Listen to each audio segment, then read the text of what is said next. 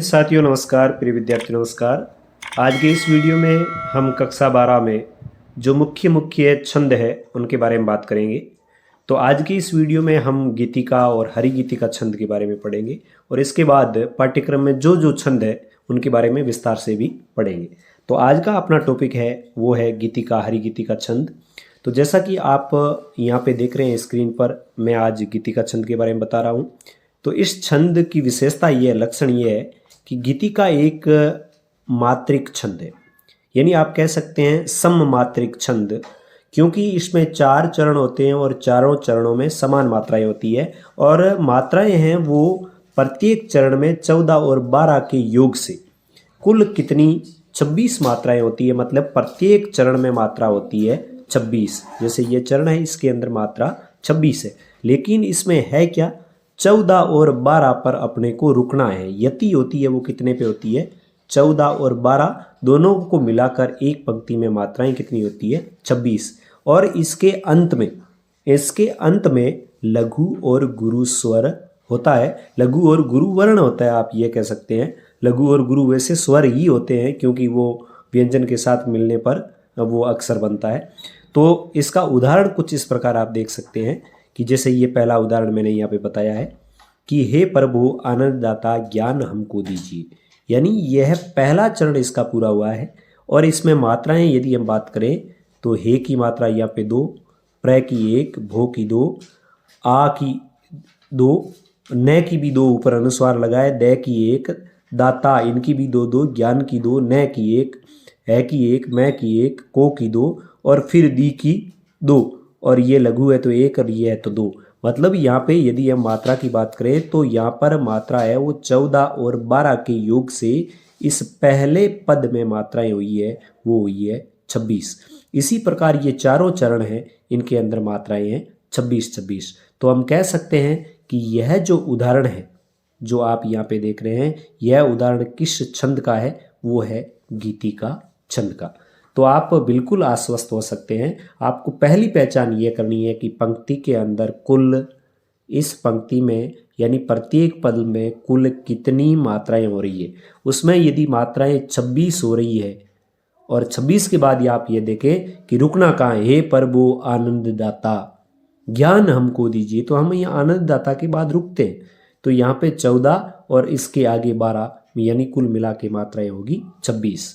तो इस प्रकार ये गीतिका छंद है वो पूरा हो जाता है। अब अपन पढ़ते हैं हरि गीतिका क्यों है, क्योंकि दोनों छंद एक जैसे हैं, इनमें अंतर का प्रश्न पूछा जाता है। तो ये रहा आपकी स्क्रीन पर हरि गीतिका छंद।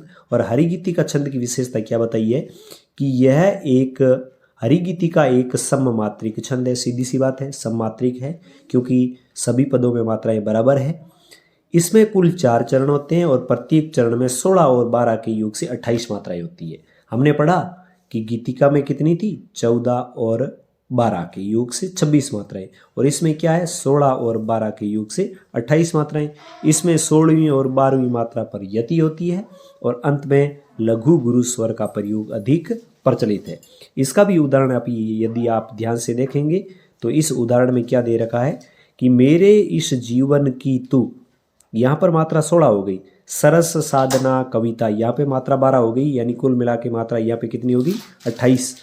मेरे तरु की तू कुसुमित प्रिय कल्पना लतिका, मधुमेह मेरे जीवन की प्रिय है तू सकल कामिनी, मेरे कुंज कुटीर द्वार की कोमल चरण गामिनी।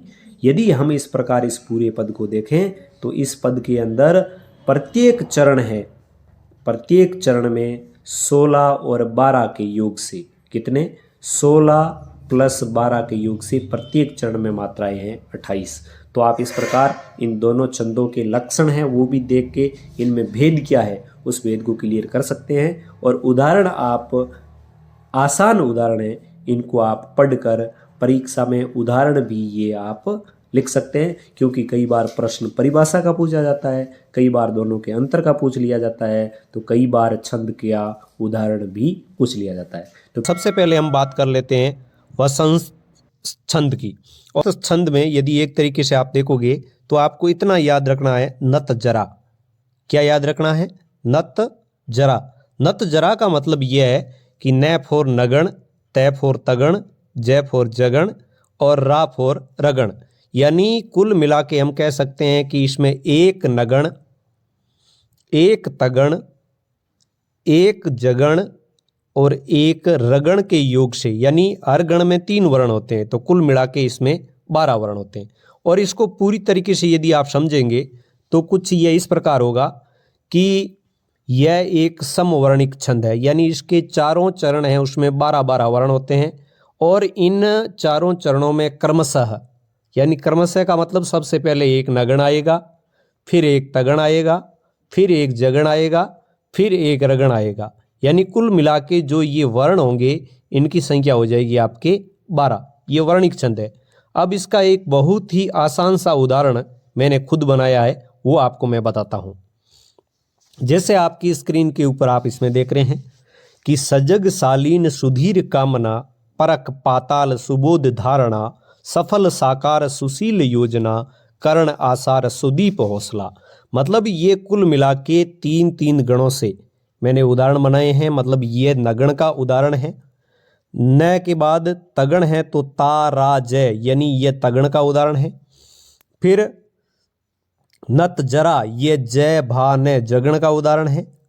और ये रगण का उदाहरण है। तो सजग शालीन सुधीर कामना, परक पाताल सुबोध धारणा, सफल साकार सुशील योजना, कर्ण आसार सुदीप हौसला। मतलब बहुत ही आसान उदाहरण आपके लिए मैंने बनाया है, तो इस उदाहरण को आप याद कर सकते हैं। इसके बाद अपन बात करेंगे दूसरे छंद की जो वर्णिक है और उसमें भी 12 वर्ण होते हैं। तो वो छंद कौन सा है ये देखते हैं। तो दूसरा छंद है वो है 12 वर्णों का द्रुत विलंबित छंद। और द्रुत विलंबित छंद का मैंने लक्षण आपको बताया नभ भरा। नभ भरा से आप याद रख लेंगे, न का मतलब नगण है, भय का मतलब भगण है, फिर भय आया तो इसका मतलब भी भगण है, और रा का अर्थ है रगण, यानी नगण भगण भगण और रगण। तो इसकी पहचान यह है कि यह एक समवर्णिक छंद है। मतलब इसके भी प्रत्येक चरण में 12 वर्ण होते हैं। इसके प्रत्येक चरण में क्रमशः, यानी सबसे पहले आएगा एक नगण, फिर आएगा एक भगण, फिर आएगा एक रगण, और फिर आएगा भगण, और फिर आएगा एक रगण। यानी हम कह सकते हैं कि इस छंद के प्रत्येक चरण में एक नगण, 2 भगण और एक रगण, यानी एक गण है वो 3 वर्णों का होता है। इसका मतलब इसमें भी कुल 12 वर्ण होते हैं। कुल कितने वर्ण होते हैं आपकी स्क्रीन पर आप देख रहे हैं 12 वर्ण। लेकिन 12 वर्ण आएंगे किस क्रम में? नगण, भगण, भगण और रगण। और ये क्या है?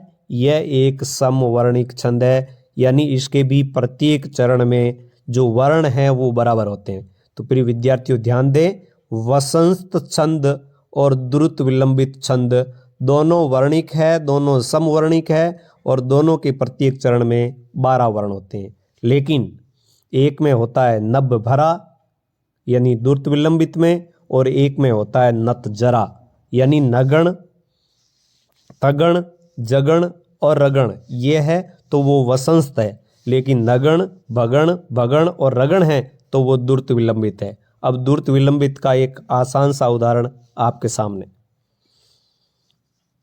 ये देखिए इसका आसान उदाहरण, बिल्कुल आसान उदाहरण मैंने आपको यहाँ पे बताया है कि कमल पावन पावन झाड़ती, यानी भारत भूमि का बखान है कि कमल पावन पावन झाड़ती, मधुर भारत भारत भारती, जगत पोखर पोखर धारती, गगन लोहित लोहित जाड़ती।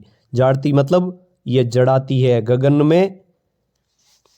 तो इस प्रकार कमल यानी यह एक नगण का जो गण बन गया। पावन यानी नभ भरा ये भगण है, फिर पावन ये भी भगण है, न भय भैरा मतलब ये रगण है। तो ये गण चिन्ह है, एक नगण का है, दूसरा भगण का, तीसरा भगण का और चौथा रगण का। तो इस प्रकार आप इनको लिख सकते हैं। जैसे यह है तो इसमें जगण है तो आप 3 मात्राएं यहाँ पे छोटी लगेगी मतलब नगण हो गया। फिर पोखर की मात्रा 2 होगी, फिर रे ख और रे तो ये हो गया एक तरीके से भगण हो गया। फिर पोखर है तो ये भी बड़ी छोटी छोटी मतलब बगण हो गया, और फिर रगण का मात्रा बड़ी, छोटी और बड़ी। तो इस प्रकार इन दोनों छंदों को आप आसान तरीके से समझ सकते हैं। तो उम्मीद करता हूं कि ये दोनों छंद आपको सही ढंग से समझ में आ गए होंगे और दोनों में आप कंफ्यूज नहीं होंगे, ये मेरी गारंटी है। तो वीडियो कैसा लगा आप कमेंट बॉक्स में अपनी राय जरूर दें, और वीडियो को साथियों तक शेयर करना बिल्कुल नहीं भूलें, और चैनल पर पहली बार आए हैं चैनल को सब्सक्राइब भी जरूर करें। धन्यवाद।